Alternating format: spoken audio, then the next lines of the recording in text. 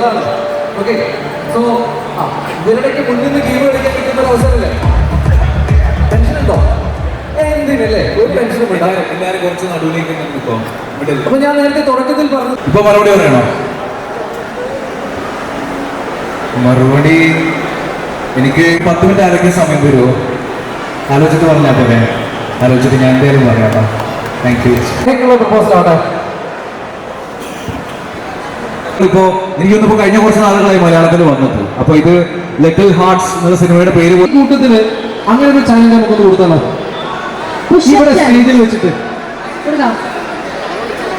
അല്ല ചേട്ടനല്ല, ഒരു കുഴപ്പമില്ല. ഇപ്പൊ ആലോചിച്ചിട്ട് പറയാം. അടിപൊളി, ഒരു കൈയടി കൊടുത്തേ പറ്റൂട്ടോ. സോ മഹിമ, ഈ ഇത്രയും പ്രപ്പോസൽസിൽ ഒരു ഇൻട്രസ്റ്റിംഗ് ആയിട്ട് തോന്നിയത് ഏതാ? ഏറ്റവും നല്ല പ്രപ്പോസൽ? എൻസൈക്ലോപീഡിയ ഇവിടെ ഇരിക്കുമ്പോ ഞാൻ എന്ത് പറയാനാ?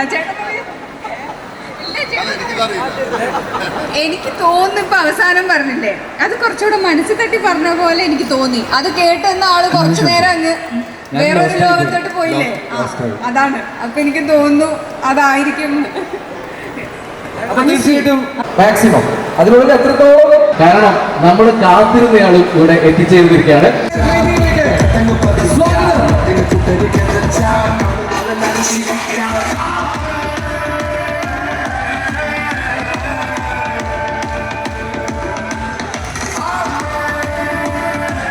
നേരെ നമ്മുടെ സ്റ്റേജിലേക്ക് വിളിക്കല്ലേ?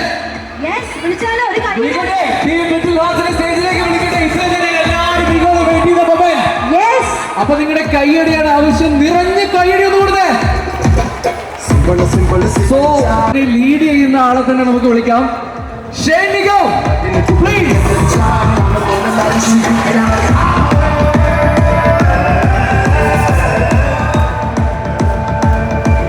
ഇപ്പൊ ഇവിടെ ഇങ്ങനെ കോഴിക്കോടിലെ ഹൈലൈറ്റ് മാളിൽ ഇത്രയും ആൾക്കാരുടെ മുന്നിൽ ഇങ്ങനെ നിൽക്കുമ്പോൾ തോന്നുന്നൊരു ഒരു ഫീൽ എന്താണ് ബ്രോ?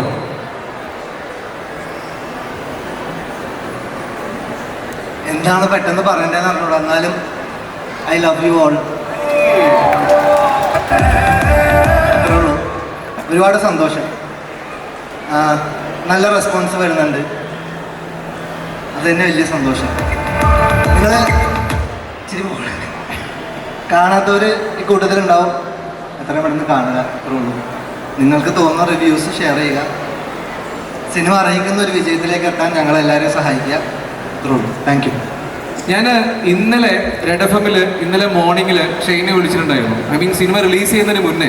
ഇതാണ് ഇത്, ഞങ്ങൾ അത്രയധികം എൻജോയ് ചെയ്തൊരു സിനിമയാണ്.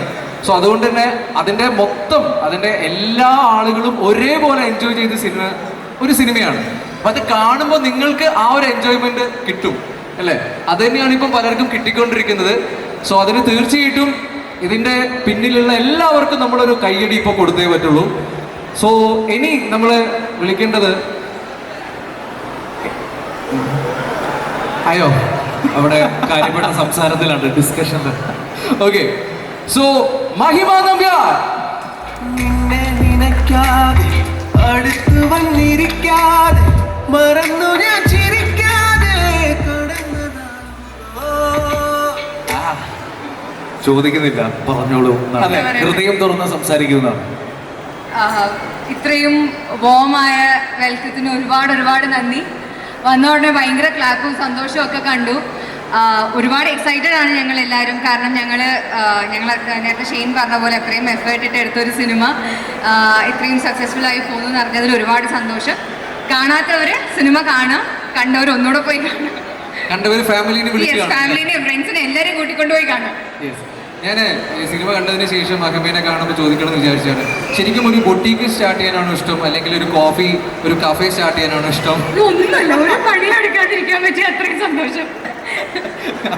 ഓക്കെ, സന്തോഷം, ഒരുപാട് സന്തോഷം. കോഴിക്കോട് ഈ മോളിക്കൂടെ തന്നെ വെറുതെ പരപ്പാര നടന്നിട്ടുണ്ട്.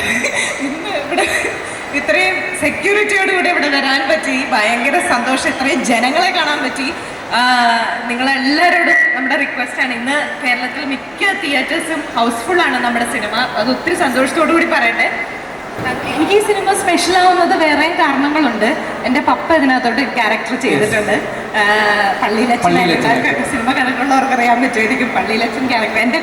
എൻ്റെ മോള് തങ്കം ഇതിനകത്ത് മഹിമയുടെ ചെറിയ പ്രായം ചെയ്തിട്ടുണ്ട്. പിന്നെ എൻ്റെ വീട് സിനിമയിലുണ്ട്. അങ്ങനെ എൻ്റെ എല്ലാം മൊത്തം പൈസ എല്ലാം ഈ സിനിമയിലാണ്. അപ്പൊ പൈസ അധ്വാനം മാത്രമല്ല അല്ലേ, അപ്പൊ whole big heart little heart എല്ലാവരും ഒരുമിച്ച് ഹാർട്ട് ഇട്ട് വർക്ക് ചെയ്ത സിനിമയും കൂടിയാണ് ലിറ്റിൽ ഹാർട്ട്. തീർച്ചയായിട്ടും ഇനി നമ്മുടെ ഫുൾ ടീമിനെയും കൂടി ഒന്ന് സ്റ്റേജിലേക്ക് വിളിക്കാം അല്ലേ. തീർച്ചയായിട്ടും. പ്രൊഡ്യൂസർ തന്നെ ലൈക്ക് പെട്ടെന്ന് ഇവിടെ ഇരിക്കുമ്പോൾ അത് ക്യാരക്ടേഴ്സ് അരുൺ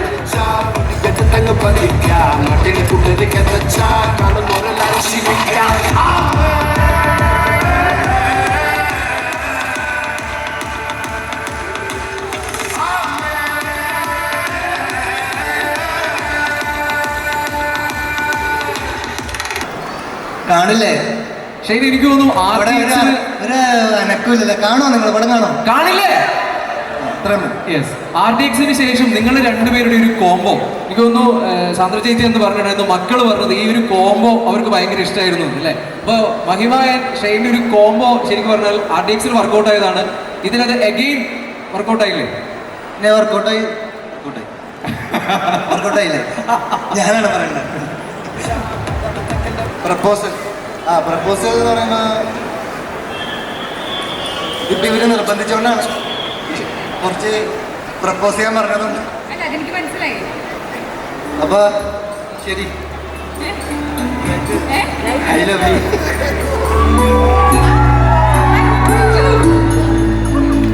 ഒരേ സിനിമാറ്റിക് അറിയില്ല പറഞ്ഞത്, ഒള്ളി റിയലിസ്റ്റിക്.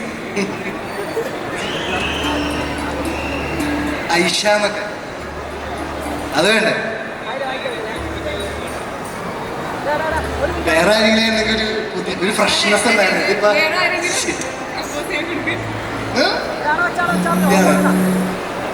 വേണ്ട, അല്ല ഞാൻ ചെയ്തല്ല, അത്രേ ഉള്ളൂ.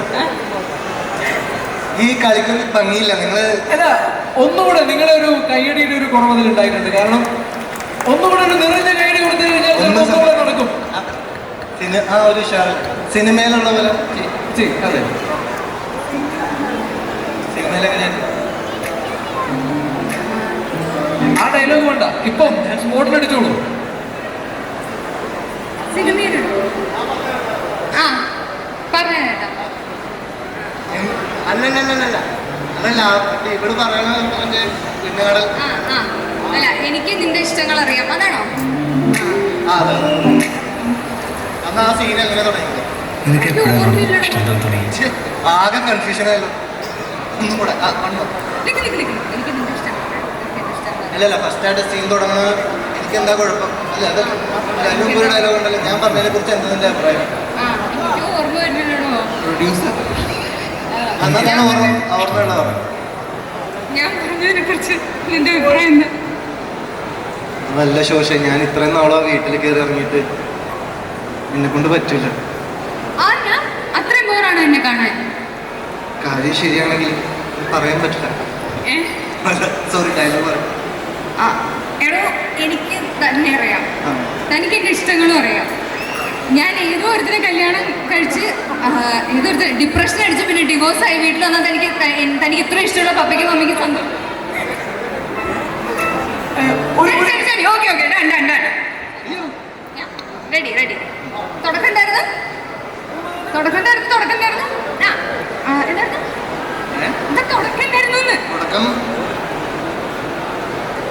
നമുക്കിതിനൊരു ചെറിയൊരു മാറ്റം കൊടുത്താലോ? നമ്മുടെ RDXലെ നമ്മളെല്ലാരും ഒരുപോലെ സ്വീകരിച്ച അല്ലേ, അതിനൊരു